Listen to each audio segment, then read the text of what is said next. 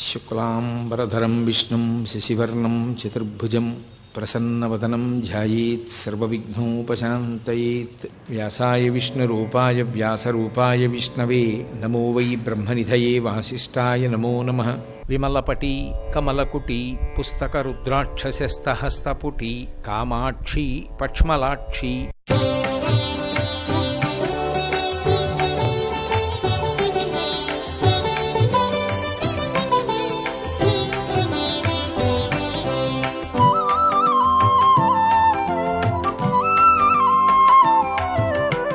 భక్తి మార్గములలో ఒకటి వందనం. తరువాత వచ్చేటటువంటి మార్గము వందనం.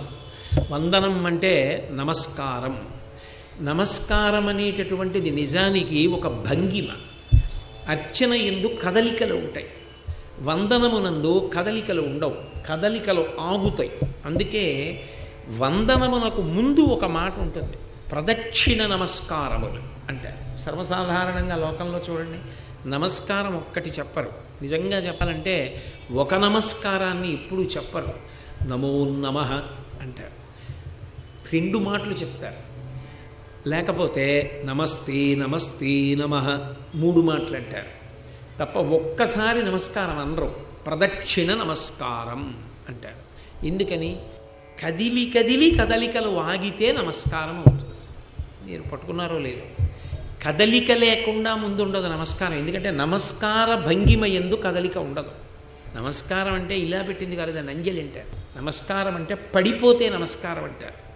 అందుకే తెలుగులో దాన్ని దండం అంటుంటారు. దండం అంటే నిజానికి కర్ర. కర్ర చేతి పట్టు వదిలేశాను అనుకోండి, నేల మీద పడిపోతుంది. నిలబడ్డవాడు పడిపోవచ్చు, కుర్చీలో కూర్చున్నవాడు కూడా పడిపోవచ్చు. నేల మీద పడిపోయినవాడు ఇంకా ఏం పడిపోతాడు? వాడికన్నా క్షేమంగా ఉన్నవాడు ఎవరూ లేడు, వాడే క్షేమంగా ఉన్నవాడు. దండం పెట్టాడు అన్న మాటకు అర్థం ఏమిటంటే, పెద్దల ముందు భగవంతుని యందు వంగిపోయి క్షేమకరమైన స్థితికి చేరుకున్నవాడు. వినయం లేకుండా వంగలేడు. నమస్కరించాడు అంటే వాడు వినయమున్నవాడు అన్నది గుర్తు. వినయం లేకుండా ఉత్తిన నేల మీద పడితే అదో నటన తప్ప దానివల్ల ప్రయోజనం ఏముండదు. వినయం ఉండి నమస్కారం పెట్టాలి. నమస్కారం ఎందుకు పెడుతున్నావో తెలుసుకుని నమస్కారం పెట్టాలి. దాన్ని ప్రదక్షిణ నమస్కారం అంటారు. ప్రదక్షిణం చేసి నమస్కారం చేస్తారు. ప్రదక్షిణం అంటే దక్షిణం అంటే కుడి, ప్రదక్షిణం అంటే ఎప్పుడూ కుడి చేతి వైపు ఉంచుకుంటారు. ఇప్పుడు ఏదో అది ఉందనుకోండి, తెల్లగా ఏదో శివలింగంలా ఉంది, దానికి నేను చుట్టూ తిరిగి వచ్చాను అనుకోండి, ప్రదక్షిణం. నేను ఈ కుర్చీలో కూర్చునే ముందు ఇలా వస్తూ ఉంటాను, ఇలా వచ్చి కూర్చుంటాను. ఎందుకని? ఇలా రాకూడదా అంటే అలా రావాలి. ప్రదక్షిణం ఇది ఒక పవిత్రమైన స్థానం. దీనిలో మీ ఎవ్వరూ కూర్చోకుండా నన్నే కూర్చోబెడుతున్నారు. ఎందుకు కూర్చోబెడుతున్నారు? ఇక్కడ కూర్చుని ఉన్నంతసేపు నేను భగవత్ సంబంధమైన విషయము తప్ప ఏ ఇతర విషయము మాట్లాడడానికి వీల్లేదు. అయినప్పుడు ఇది ఒక పరమ పవిత్రమైన స్థానం. ఈ పవిత్రమైన స్థానంలో కూర్చునేటప్పుడు నీ యందు నేను కూర్చుని ఉన్నంతసేపు నా నోటి వెంట ఏ ఇతర విషయము ప్రస్తావన కాకుండుగాక, ఒక్క భగవత్ సంబంధమే నా నోటి వెంట పలకబడుగాక, నన్ను నువ్వు అలా అనుగ్రహించు అని స్థానానికి గౌరవం ఇచ్చి ప్రదక్షిణం, కుడి చేతి వైపు ఉండేటట్టుగా చుట్టూ తిరిగి వచ్చి కూర్చుంటా. ప్రదక్షిణం చేశాడంటారు అంటే కుడి చేతి వైపుకు ఉండేటట్టుగా తిరుగుతారు. కుడి చేతి వైపు ఉన్నది అన్న మాటకు అర్థం ఏంటంటే, నువ్వు నన్ను ఉద్ధరించగలవు. నన్ను అంటే జీవుణ్ణి ఉద్ధరించగలవు, పైకి ఎత్తగలవు. కాబట్టి ముందు చుట్టూ తిరుగుతారు.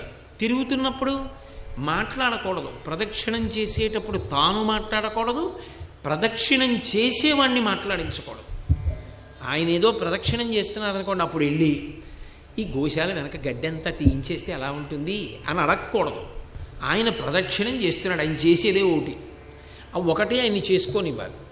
ఆ చేసేటప్పుడు, అందుకే ప్రదక్షిణం చేసేటప్పుడు వడివడిగా నడవరు, మెల్లగా నడుస్తారు. ఎందుకు నడుస్తారంటే, దేన్ని చూస్తూ మీరు నడుస్తున్నారో దాని ఔన్నత్యాన్ని భావన చేస్తూ నడవాలి.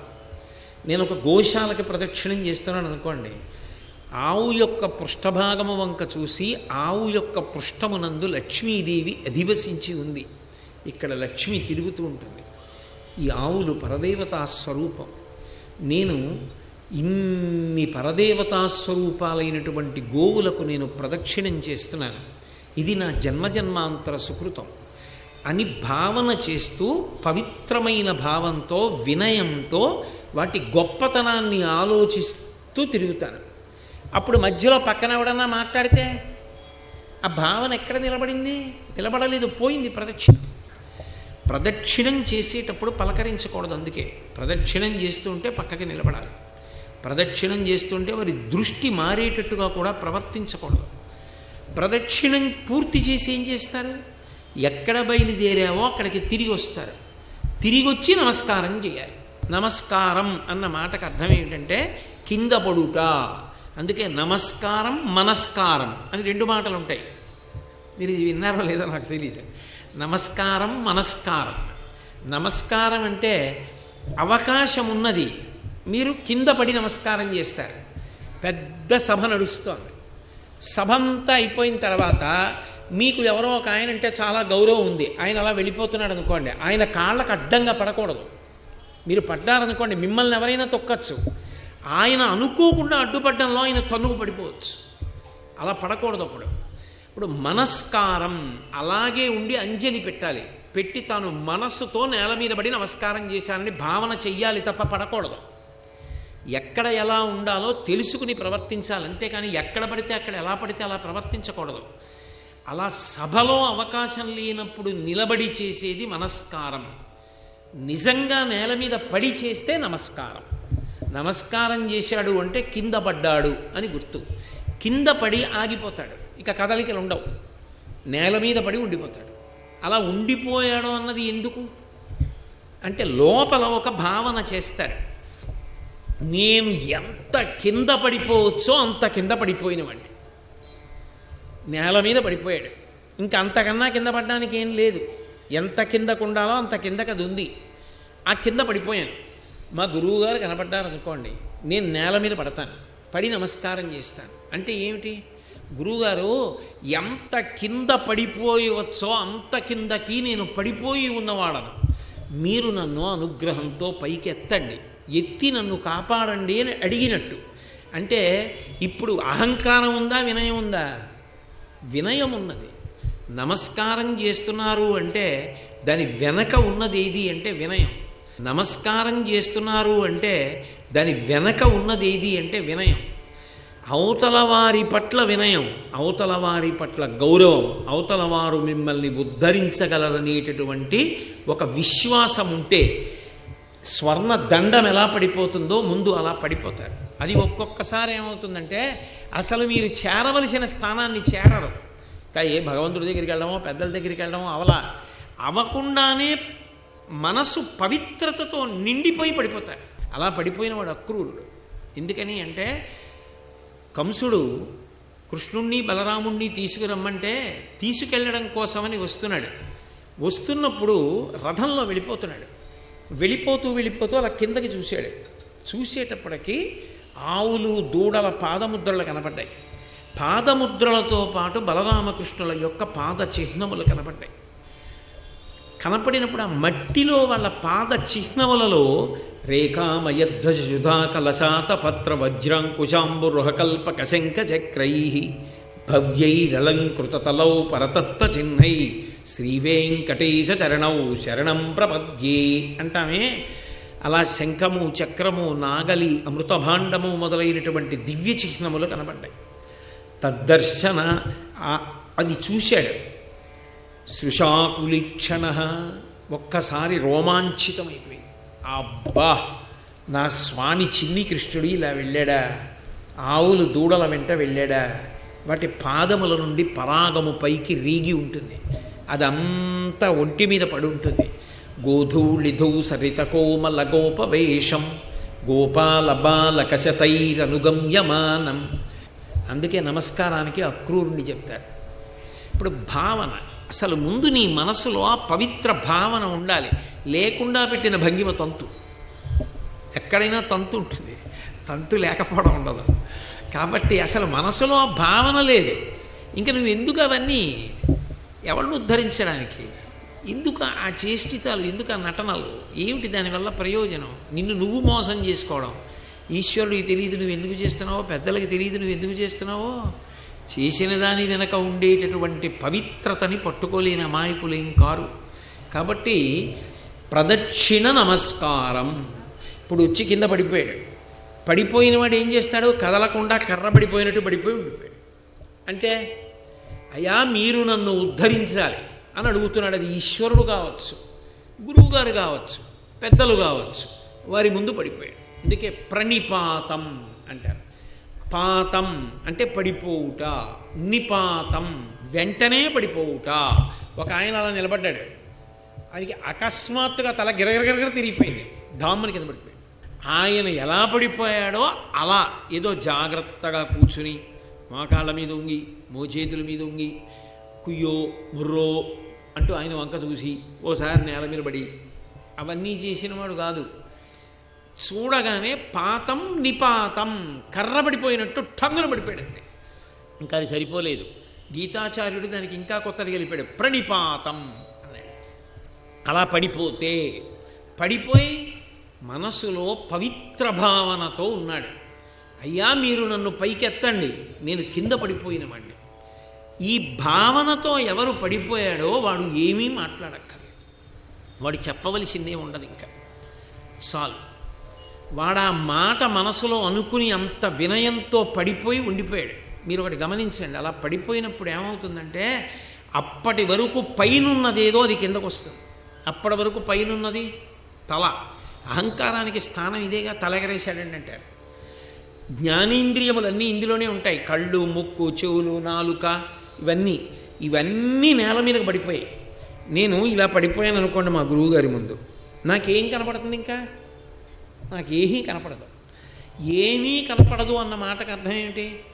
ఎవరు కనపడిన తరువాత ఇక నేను లోకమును చూడ్డానికి ఇష్టపడలేదో, ఎవరు కనపడిన తరువాత వారి పాదముల ముందు పడిపోయి ఉండిపోవడం నాకు గొప్ప అనుకుని పడిపోయానో, వారు నేను ఇప్పటిదాకా ఈ ఇంద్రియాలతో చూస్తూ పాడవుతున్న దాని నుంచి ఉద్ధరిస్తారనుకున్నానో, ఎవరి కరస్పర్శ నన్ను పవిత్రం చేస్తుందనుకున్నానో, ఎవరి పాదధూళి నన్ను పునీతం చేస్తుందనుకున్నానో, ఏ మహానుభావుడి ముందు పడిపోవడం నన్ను ఉద్ధరిస్తుందనుకున్నానో, అక్కడ నా జ్ఞానేంద్రియములు నేల మీదకి పెట్టి ఉండిపోతారు.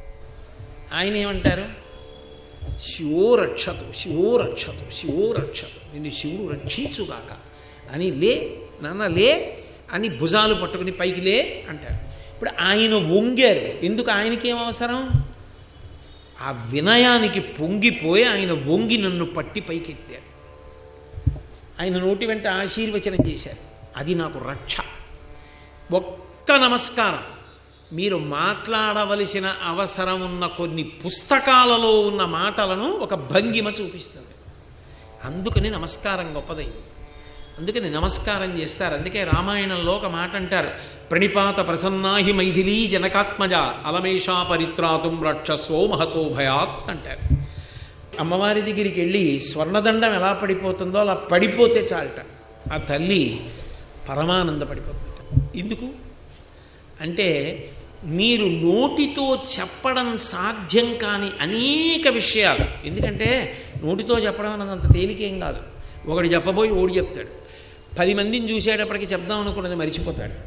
కానీ చెప్పవలసిన అవసరం లేకుండా తన భావాన్ని వినయంతో చెప్పడానికి వీలెప్పుడు అంటే నేల మీద పడిపోయినప్పుడు. అది ప్రణిపాతం, నమస్కారం అంటారు. అయితే అన్ని వేళలా నమస్కారం కుదరదు. నేను ఇందాక చెప్పా, ఒక సభలో కుదరదు అలాగే. 2 నడిచి వెడుతున్నప్పుడు కుదరదు. 3 వెనక్కి ఉపాలయాలు ఉన్నాయనుకోండి, మీరు దేవాలయంలోకి వెళ్ళారు, మీకు వెనక ఉపాలయాలు ఉన్నాయి, ఉన్నప్పుడు మీరు అలా చేయకూడదు. మీరు అలా చేశారనుకోండి మీ కాళ్ళు వెనక ఉపాలయాల వైపు కెడతాయి, చెయ్యకూడదు అలాగా. ధ్వజం దాటిన తర్వాత మీకు ఎక్కడ సావకాశం ఉంటుందో అక్కడ మాత్రమే చెయ్యాలి తప్ప ఎక్కడ పడితే అక్కడ అలా నేల మీద పడిపోకూడదు. అలా పడిపోయినప్పుడు కొన్ని అంగములు తగిలేటట్టుగా పడిపోతారు. పడిపోయారనుకోండి దాన్ని సాష్టాంగ నమస్కారం అంటారు. మీరు దేవాలయంలోకి వెళ్ళారు, మీకు వెనక ఉపాలయాలు ఉన్నాయి, ఉన్నప్పుడు మీరు అలా చేయకూడదు. మీరు అలా చేశారనుకోండి మీ కాళ్ళు వెనక ఉపాలయాల వైపు కెడతాయి, చెయ్యకూడదు అలాగా. ధ్వజం దాటిన తర్వాత మీకు ఎక్కడ సావకాశం ఉంటుందో అక్కడ మాత్రమే చెయ్యాలి తప్ప ఎక్కడ పడితే అక్కడ అలా నేల మీద పడిపోకూడదు.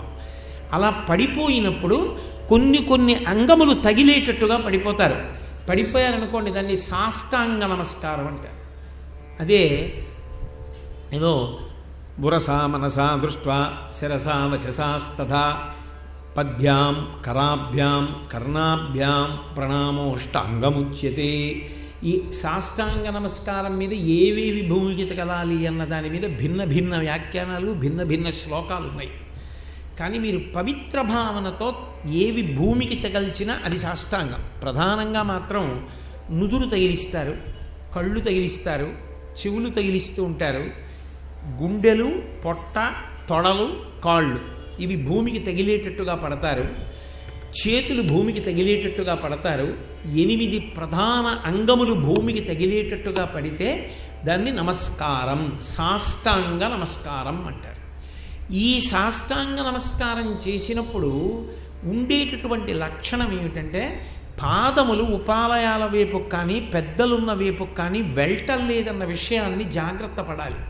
జాగ్రత్త పడి చేస్తారు. అలా కుదరదనుకోండి, చోటు సరిపోలేదు, 6 అడుగుల మనిషి, అంత చోటు లేదు, పంచాంగ నమస్కారం చేయాలి. పంచాంగ నమస్కారం అంటే మోచేతులు పెట్టి మోకాళ్ళు ఉంచి తల భూమికి తగల్చి లేచిపోతారు.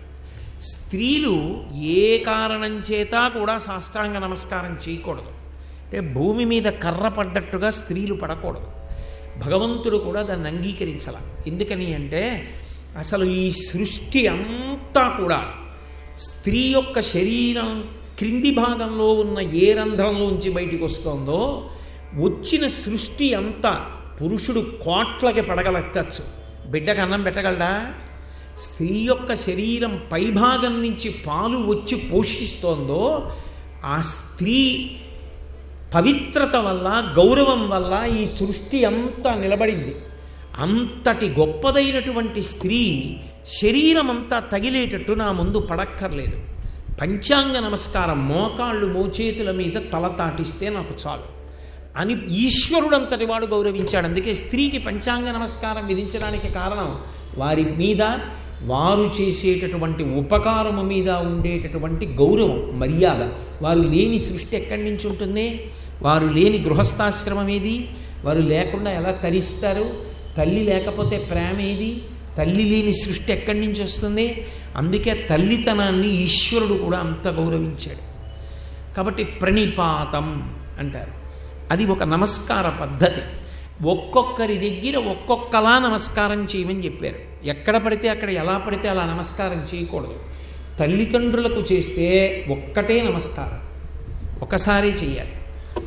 ఏ కోరిక తల్లిదండ్రుల్ని అడగవద్దు అని చెప్పారు. ఎందుకని అంటే తల్లిదండ్రుల్ని నువ్వు అడగవలసిన అవసరం లేదు.